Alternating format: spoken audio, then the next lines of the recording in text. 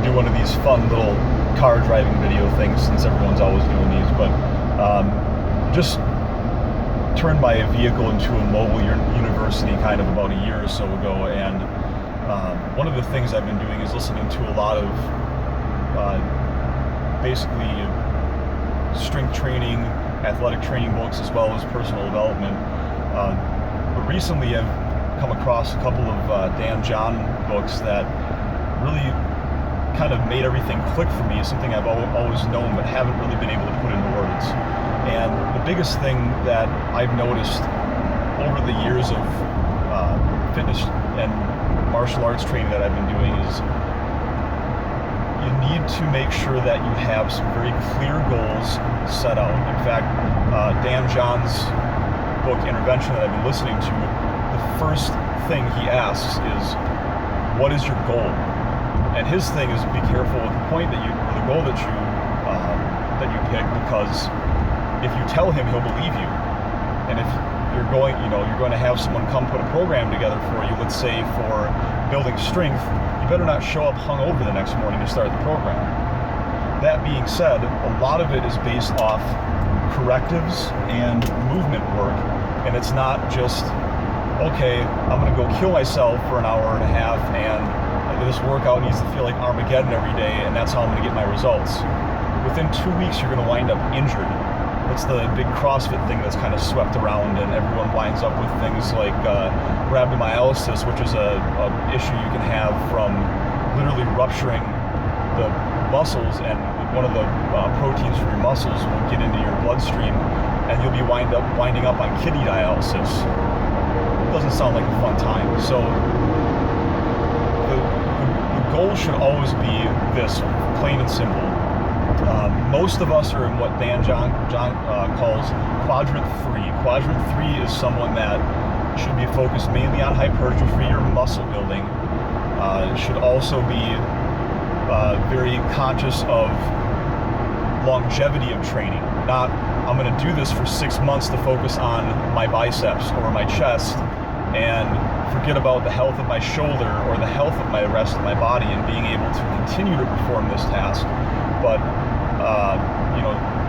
it should be more along the lines of, can I sustain this type of workout? And doing the kick your ass, what he refers to as bus bench workouts twice a year, and the rest of the year be doing park bench workouts, which is basically taking time to enjoy, explore, and learn how to do new movements. Maybe pick a movement to master, like single leg squats, or doing maybe like heavier weight with Turkish get-ups, stuff like that. The goal really is that you should be more concerned with moving better and getting stronger, because almost universally, if you get stronger, no matter what your goal is, it's going to help it. The whole prepare for anything kind of thing. I mean, are you going to prepare for anything? Are you going to be able to build a spaceship out of dental floss? I got to give Dan John credit for that example. Or fend off a great white shark with a toothbrush. I mean, prepare for anything is prepare for anything, right? If you're strong enough, obviously it's going to make a lot of athletic goals easier, but strength is something that is learned. It's a skill. It needs to be constantly practiced, reassessed. You need to have standards for yourself and other people, and you can't be going off and ADD about, okay, hey, this week I'm going to go do a CrossFit workout, and next week I'm going to go do Zumba, and the week after that I'm going to try this really cool strongman training that I want to do. Personally, I've done that myself. It's easy to chase shiny objects, but just remember, what your goal is to keep the goal the goal. And my thing right now I'm having trouble with is my workout program is 2 days a week. It's a pain in the ass for me to not do something every day. Like no kettlebell swings on my off days. It's hard to go from doing minimum of 100 a day to none on your days that you're not working out, and the days that I am working out, light warm-up swings. But it's a mass building program, so you have to stick with that.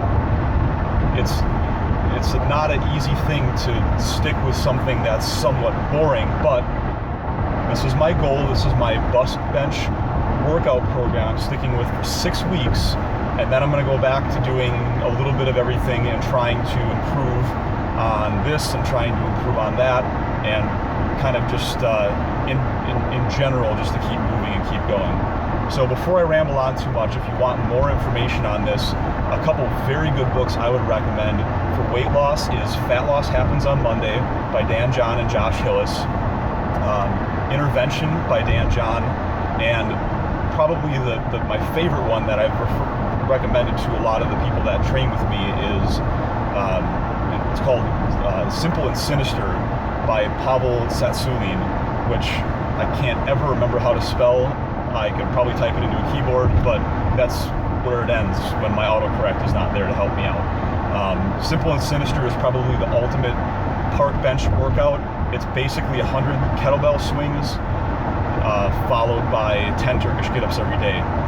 If you can't stick with that and maintain and get stronger with that program, you can throw your hands up and say nothing works for you, because if after you do 100 swings a day and keep progressing heavier weight with Turkish get-ups, you can do anything after you do that. So those are my recommendations for that. That's where I get a lot of my inspiration from. Definitely